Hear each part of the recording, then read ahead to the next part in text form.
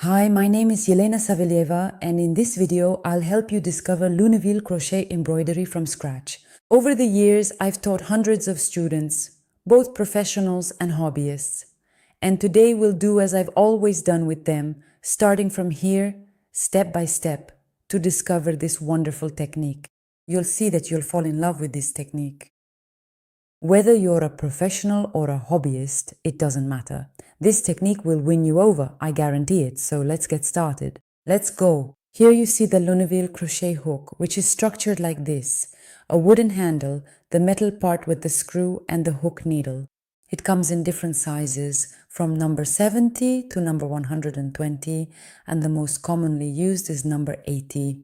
Here you see number 70, 80, 90, and 120. See how the needle and the available space in the hook change? But the most important part of the crochet hook is this screw, not only because it shows us the direction of travel when we work, but because it firmly fixes the needle in the crochet housing. The needles sometimes arrive uncut, as you see them here, and in this case, we absolutely must prepare them for subsequent work with the crochet hook. We have to cut the needle to be able to insert it. To do this, we use the two pliers, grab the needle and bend the pliers in opposite directions to break the needle so the metal pieces remain firmly fixed in the pliers and don't fly around the room. Here is our needle, which is ready to be inserted into the crochet hook. To do this, I carefully loosen the screw, making sure not to damage it, and then using my fingers, I gently insert the needle into position.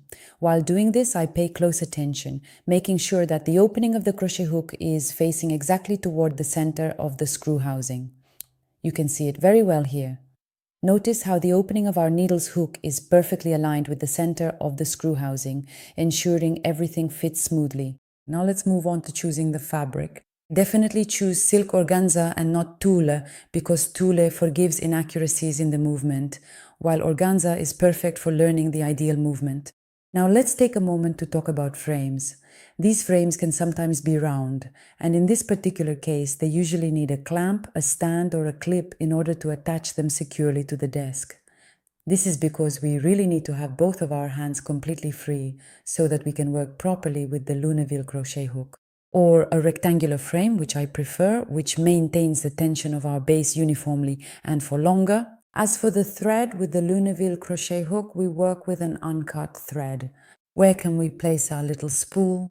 We can place our spools of thread on spool holders, which are positioned on the rectangular frame in a small dish so the spool doesn't roll away or go all over the room, or the most economical way, putting the spool of thread on our thighs while we embroider with either the rectangular or the round frame and work.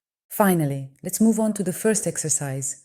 We need our crochet hook and a frame with stretched organza. In the description of this video, you'll find a link on how to stretch the organza in the round frame. The goal of this exercise is to extract the crochet hook from the base without getting the hook caught in the silk organza. If you tilt the crochet hook toward the screw or don't push in the opposite direction of the screw, you'll get the hook caught, as you just saw. Let's review the pushing motion in the opposite direction of the screw, which is fundamental to succeeding. At first, it will be exaggerated. Later, you can reduce it once you understand how the crochet hook works and how it's extracted from the base. Once you can do this exercise well, go in a single line, turning the crochet hook clockwise 180 degrees, then apply the push and extract the crochet hook, just as you see in this exercise. In this exercise, we're going from top to bottom, so the screw faces down in the direction of travel. Now let's add the thread. Take the thread in your left hand and stretch it like this. Position your hand under the frame, insert the crochet hook, hook the thread, and pull it to the surface. Here, my advice for you is to secure the thread with a small pin. Insert the pin into the base, entering from above, passing underneath, and coming back up to the surface. And fix the thread by wrapping it around the end of the pin. Why this? Because making the starting point already requires knowledge of the directions of travel. Therefore, I advise you to first proceed with studying the chain stitch in various directions and then return to the starting point.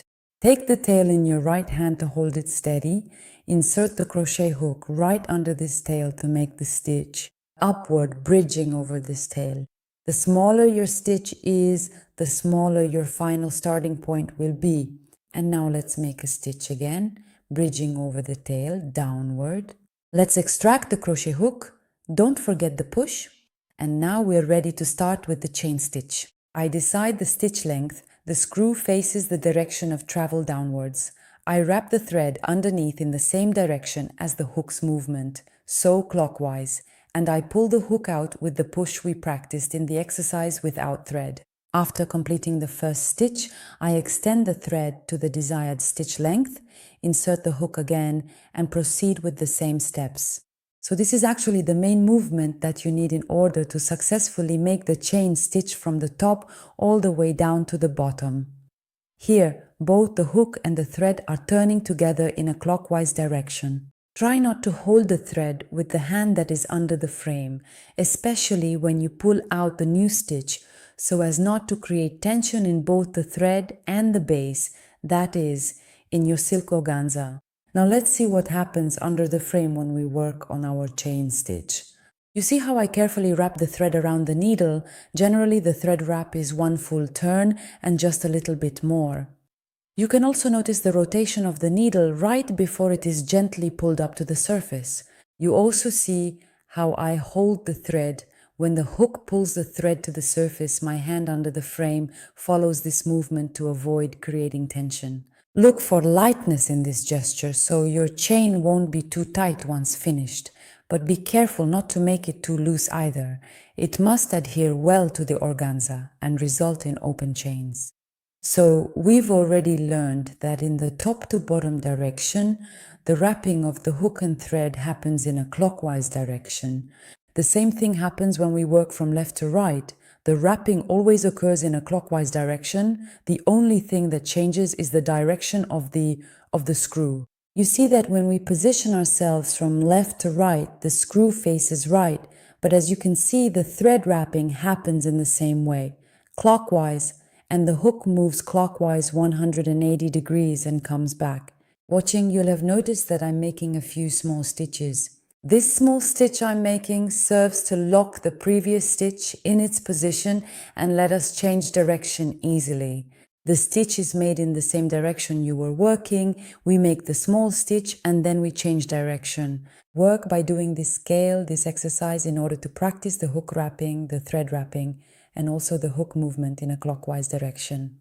Take your time as you go through each step. So we've seen the directions from top to bottom and from left to right with a clockwise turn. Now let's look at the directions from bottom to top and from right to left, where the winding happens in the opposite direction, that is counterclockwise. Before we move on to these new directions, I wanted to remind you that in our high fashion embroidery school, we have many courses both for hobbyists and professionals, which delve into each of these elements and offer personal and individual assistance in developing this technique, which sometimes really requires careful guidance to be able to set the movement correctly. Yes, indeed, we have courses for beginners with the basics of this technique, as well as a professional course lasting 1 year. So if you're interested, you can always contact us at info@ricamoaltamoda.it and we will guide you to the right choice specifically designed for you personally of a course that will help you advance and achieve the desired results quickly. But let's get back to our new directions.